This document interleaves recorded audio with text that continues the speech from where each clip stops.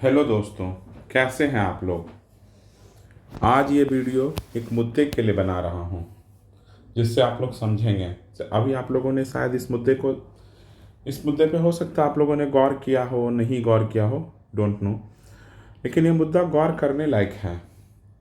क्यों गौर करने लायक है ये मुद्दा?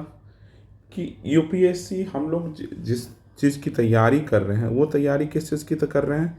हम लोग तैयारी कर रहे हैं कि हम लोगों का स्टेट पीसीएस यूपीएससी सरकारी एग्ज़ाम की तैयारी कर रहे हैं। बेसिकली गवर्नमेंट एग्ज़ाम में, उसमें भी अच्छे गवर्नमेंट एग्ज़ाम में हम लोग बेसिकली स्टेट पीसीएस टाइप का एग्ज़ाम को टारगेट कर रहे हैं। बीपीएससी, खासकर बीपीएससी, उसमें भी हम लोग बीपीएससी एक बार क्लियर होगा तो यूपीएससी आदमी देगा, ये ऐसा सोचते हैं। तो ये आज एक नोटिफिकेशन गवर्नमेंट की तरफ से आया कि UPSC six candidate for 45 lateral entry post in ministry. और ये किस पोस्ट के लिए आया है, किस पोस्ट के लिए आया है बताइए। तो ये ज्वाइंट सेक्रेटरी के पोस्ट के लिए, डायरेक्टर के पोस्ट के लिए है। तो ये समझ रहे हैं, ये टॉप नॉच पोस्ट है इस देश का। टॉप नॉच पोस्ट पे आप जा रहे हैं ज्वाइंट सेक्रेटरी या डायरेक्टर के पोस्ट से। तो इसके पीछे क्या तर्क दिया, नीति आयोग के द्वारा लाया गया था कि इसके लिए बोला गया था कि हम अनुभवी लोगों को उस क्षेत्र में के एक्सपीरियंस लोगों को हम लाएंगे जिससे हमारा डिपार्टमेंट में काम अच्छा होगा, ये उनका कहना था। क्योंकि जो आईएएस होते हैं वो जर्नलिस्ट होते हैं, वो उनको सब कुछ का नॉलेज होता है। लेकिन जो डिपार्टमेंट को जो हेड करेगा वो जर्नलिस्ट नहीं, वो स्पेसिफिक लोग रहेंगे। इसलिए अब दिक्कत क्या होगा, दिक्कत कहाँ है? दिक्कत हम जैसे लोगों के लिए है, गांव के बच्चों के लिए है, जो सिर्फ और सिर्फ सरकारी एग्जामों की तैयारी करते, हिंदी माध्यम में पढ़ते, सरकारी स्कूल से पढ़ते, कभी इन सब पोस्ट पे पहुंच ही नहीं पाएंगे। इस लेटरल एंट्री के द्वारा दर्शन ही नहीं होगा। लेटरल एंट्री मीन्स मतलब पता है कि आपने कोई एग्जाम, जो आईएएस एग्जाम के बाद लेटरल एंट्री का मतलब होता है कि आईएएस एग्जाम जो आप यूपीएससी एग्जाम देते हैं, फिर आईएएस बनते हैं, और फिर आईएएस का जो हर एक एक पोस्ट करके फिर धीरे धीरे आप ज्वाइंट सेक्रेटरी बनते हैं। तो वैसे धीरे धीरे आपका पायदान बढ़ता है। एसडीएम से शुरू होती है, एग्जाम निकलता, फिर धीरे धीरे बढ़ते बढ़ते आप जाते हैं। लेकिन नहीं, लेटरल एंट्री मतलब बैकडोर एंट्री भी कह सकते हैं कि डायरेक्ट आपको हम बना देंगे। क्या बना देंगे? डायरेक्ट बना देंगे। तो ये दिक्कतें हैं। अब दिक्कत कहाँ है? दिक्कत है इन हम लोग बिहार, यूपी, राजस्थान, वहाँ के भी गरीब बच्चे। कौन बच्चे? गरीब बच्चे, जिनके पास संसाधनों की बहुत ही कमी रही है। तो वो बच्चे तो डायरेक्ट तो जा नहीं सकते। यहाँ से भी जाना बहुत दुर्लभ है, क्योंकि कम एज में बनोगे तभी जाओगे। लेकिन इधर से तो जाना इम्पॉसिबल टू नेक्स्ट है। तो अब क्या होगा? बैकडोर एंट्री हो रहा है। बैकडोर एंट्री से क्या होगा?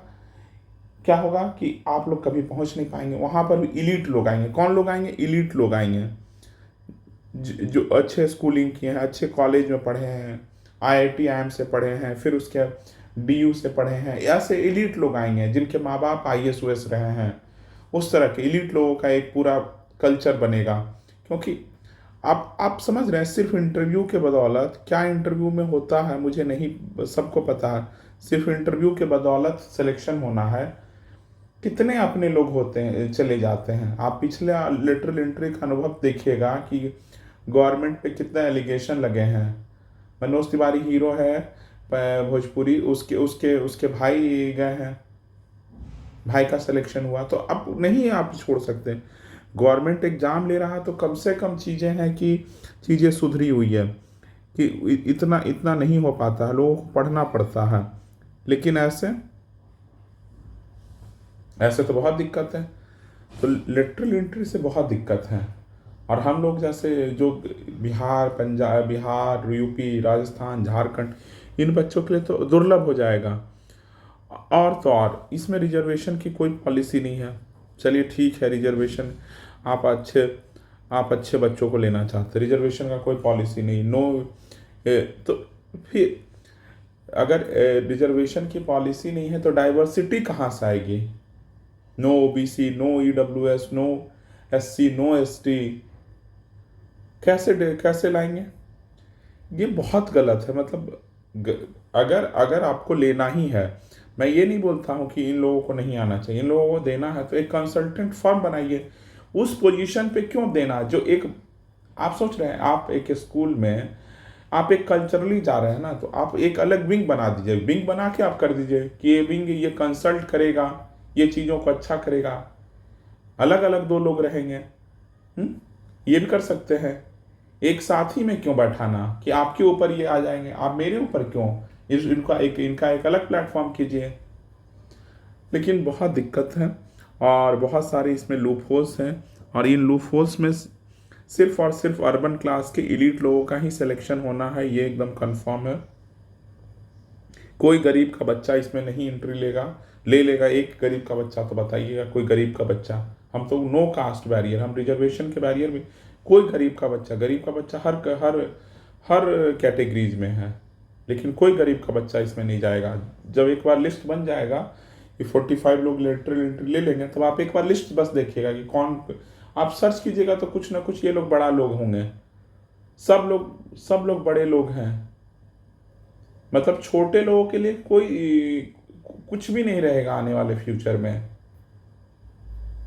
मतलब कुछ भी हो रहा है संसाधनों का, मतलब संसाधन है ना, उसका बंदरबाट हो चुका है। जो अपर लोग हैं वही सारे संसाधनों का उपभोग कर रहे हैं, समझ गया ना। चलिए, बस यही बताना था। ये एक न्यूज आया था, सोचे आप लोगों से शेयर किया जाए। अगर वीडियो पसंद आया तो लाइक कीजिएगा, कमेंट कीजिएगा, कुछ आपके मन में दुविधा होगा तो। चलिए, थैंक यू।